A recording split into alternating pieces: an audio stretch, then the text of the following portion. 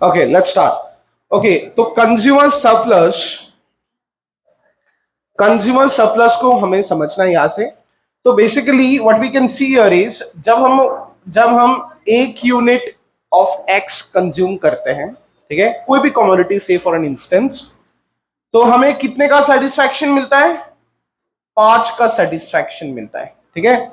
Okay now सुनना, और हम प्राइस कितना पे करते हैं? What is the price that we pay? We pay the price 4। देखो ये जो वाई एक्सिस में मैंने वैल्यूज लिखा है ना, मैंने जो वाई एक्सिस में लिया है, मैंने क्या लिया है?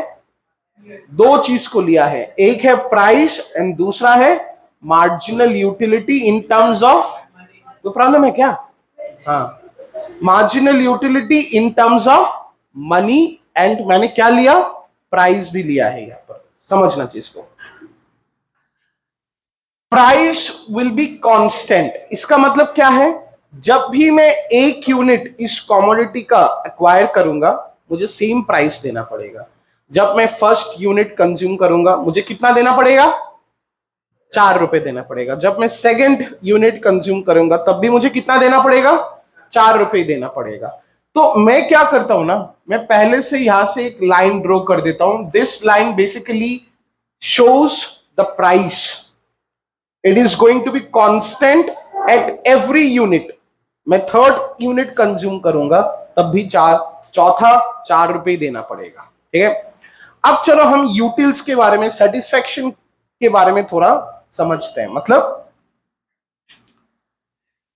एक यूनिट कंज्यूम जब करते हैं हम लोग, हमें कितने का सेटिस्फैक्शन मिलता है? 5।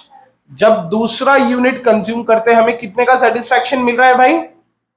4.5 का। Why? Because of law of diminishing marginal utility. First unit में ज्यादा सेटिस्फैक्शन मिल रहा था, सेकंड यूनिट में थोड़ा कम सेटिस्फैक्शन मिल रहा है। जब मैंने थर्ड यूनिट कंज्यूम किया, तो मुझे कितना सेटिस्फैक्शन मिला? 4 का सेटिस्फैक्शन मिला। मुझे कितने का सेटिस्फैक्शन मिला? 4 का सेटिस्फैक्शन मिला। और यही हमारा क्या स्टेज होगा पता है? This is the stage where MUX is equal to price, right. यही हमारा, इस पॉइंट के बाद अगर तुम आगे कंज्यूम करोगे तो वो तुम्हारे लिए लॉस है। अगर तुम्हें याद होगा, तुम लोग अभी भी सेटल नहीं हुए हो, थोड़ा सेटल हो जाओ। What is the consumers equilibrium stage?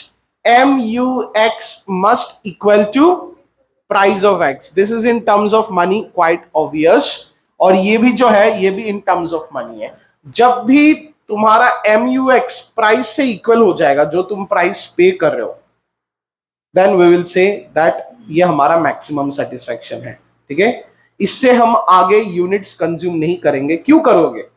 अगर तुम देखो ना, करते हो, जैसे कि मान लो चौथा यूनिट हम कंज्यूम करते हैं, तो हमें कितने का सेटिस्फैक्शन मिल रहा है? हमें मिल रहा है 2.5 का सेटिस्फैक्शन। तो खुद ही सोचो, तुम्हें 2.5 का सेटिस्फैक्शन मिल रहा है, 2.5 रुपए का सेटिस्फैक्शन मिल रहा है, और तुम उसके लिए 4 रुपए खर्चा करोगे ना? बिल्कुल नहीं करोगे।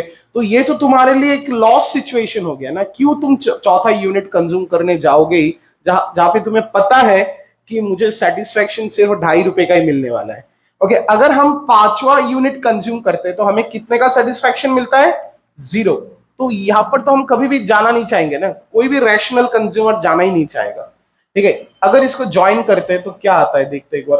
अगर इसको ज्वाइन करते हैं, हालांकि थोड़ा परफेक्ट नहीं होगा, बट फिर भी काम चलाओ तो हो जाएगा, ठीक है। तो कुछ ऐसा बनता है हमारा तुम्हारा कर्व, ठीक है। अब एक चीज समझते हैं यहां पर, ये जो पॉइंट है ना, ये जो पॉइंट है यहां से लेके यहां पर, ये पार्ट इंपॉर्टेंट है। यहां पर जाके तुम लोग लास्ट क्लास में थोड़ा कंफ्यूज हो गए थे। ये जो पार्ट है, ये क्या है? This is the price that we have paid. What is the price that you have paid in each unit? 4 rupees. तुमने पहला यूनिट कंज्यूम किया, तब भी तुमने कितना पे किया? 4। सेकंड यूनिट कंज्यूम किया, तुमने 4 पे किया, थर्ड 4। तो this particular space that you see from here to here, it basically tells the price that we have paid। अब एक चीज समझो यहां पर, सब देखना। मैंने जब फर्स्ट यूनिट कंज्यूम किया, मुझे कितने का बेनिफिट मिला था? 5 का बेनिफिट मिला था। सब देखना भाई, सब फोकस करना। मैंने जब पहला यूनिट कंज्यूम किया, मुझे कितने का सेटिस्फेक्शन मिला? 5 का सेटिस्फेक्शन। मतलब यहां तक ना, यहां तक सेटिस्फेक्शन मिला, यहां से लेके यहां तक। इस साइड को हम सिर्फ प्राइस नहीं दिखा रहे, हम सेटिस्फेक्शन भी दिखा रहे।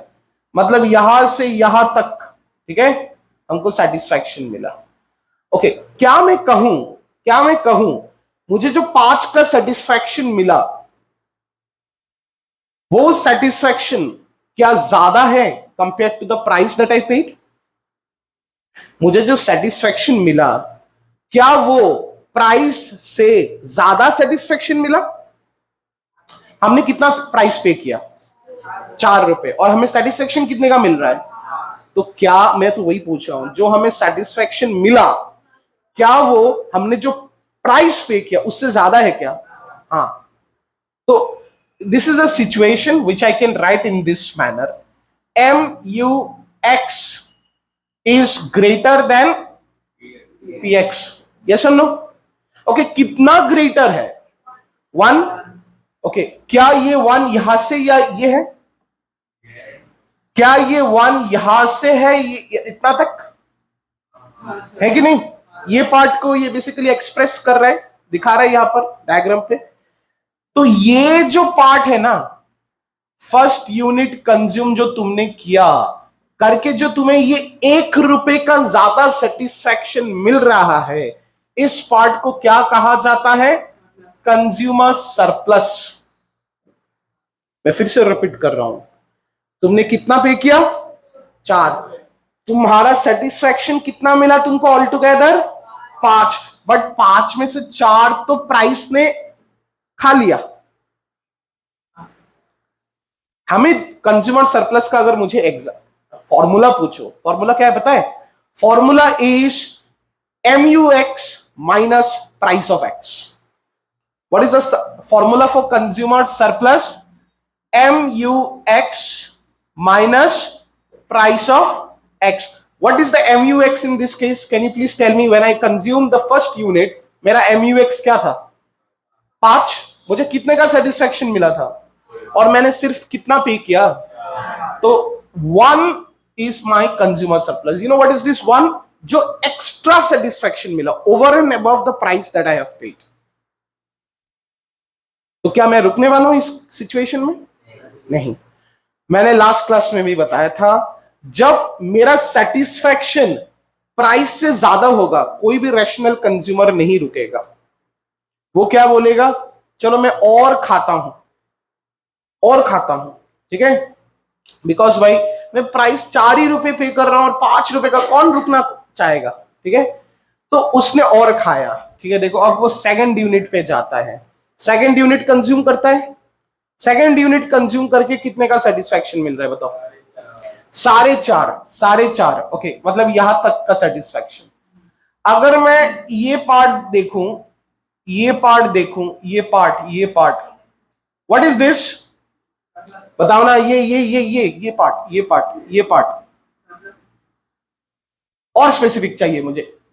जैसे कि पोरमलो तो बोल रहा है ये पार्ट क्या है? Consumer surplus. थोड़ा और स्पेसिफिक हो जाओ ना, क्या है ये? Consumer surplus, right, I am not denying. Consumer surplus of the second unit. तुमने सेकंड यूनिट कंज्यूम किया ना, क्या मुझे वैल्यू निकाल के दे सकते हो? Consumer surplus of the second unit 0.5। So this is the 0.5, right. 4 तक तो प्राइस ने खा लिया और आधा तुमको ज्यादा सेटिस्फेक्शन मिल रहा है। 0.5 तुमको ज्यादा सेटिस्फेक्शन मिला, तो 0.5 ये है तुम्हारा 0.5। तो if I need to tell only this red part, what is this? Consumer surplus of the, very good, of the second unit. और ये जो था, ये पूरा को अगर देख लो, ये पूरा पार्ट क्या था? Consumer surplus of the entire first unit. ठीक है, अब देखते हैं हम थर्ड यूनिट का। देखते हैं थर्ड यूनिट तुमने खाया, तुमको कितने का सेटिस्फेक्शन मिला भाई?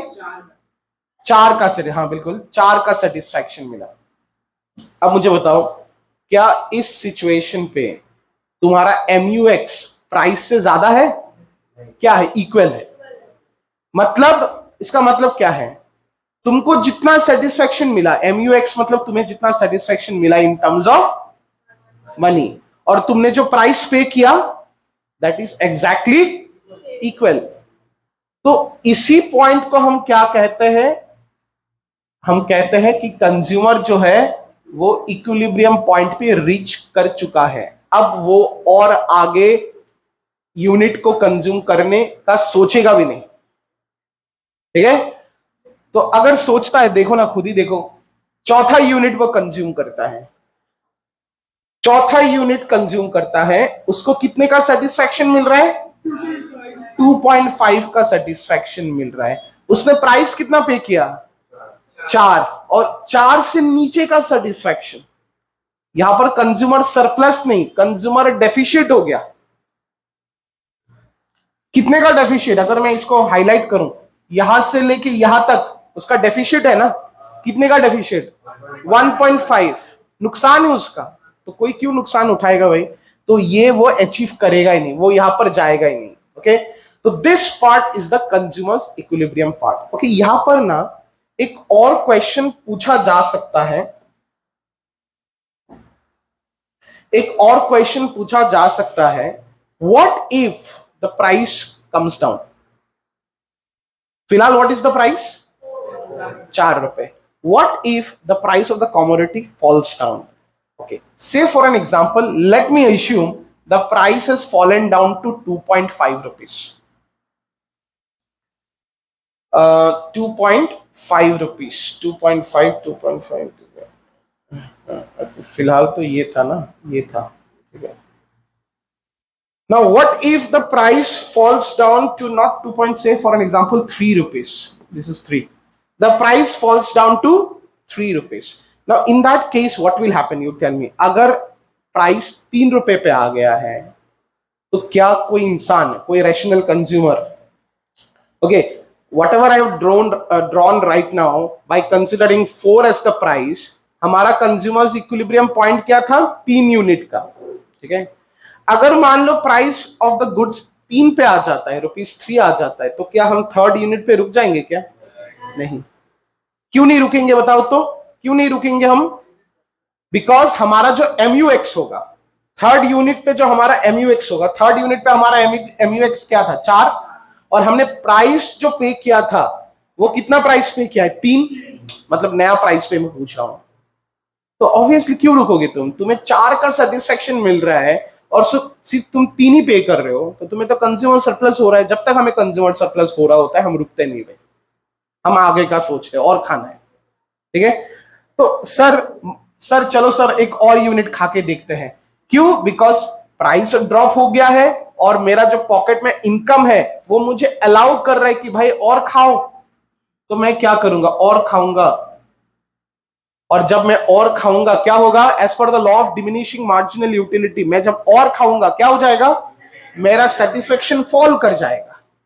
लास्ट यूनिट में मेरा सेटिस्फेक्शन क्या था, अब मैं और एक खाऊंगा तो मेरा सेटिस्फेक्शन फॉल करेगा ना, फॉल करके कहां आ गया, 3 आ गया। ये 3 क्या है बताओ, कोई बता सकता है, व्हाट इज दिस 3, बताओ ना, ये 3 क्या है, कैसे लिखूं मैं, MUX, and this is the price also.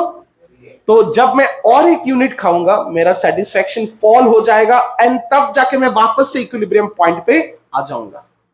तो अगर ऐसा क्वेश्चन पूछा जाता है, what will happen if the price comes down, if the price comes down you will say the consumer, as a rational consumer, he will attain more units of that commodity, and when he does so, it is quite obvious, as per the law of diminishing marginal utility, the satisfaction will decrease, and the moment the satisfaction will decrease, at one point again the satisfaction will be, bolo na, complete karo, will be equal to the price, and then we can say that फिर से वो consumer equilibrium point पे आ चुका है। ठीक है, okay, well and good. अब हम लोग नेक्स्ट टॉपिक में जाएंगे, that is consumers equilibrium in case of 2 commodities.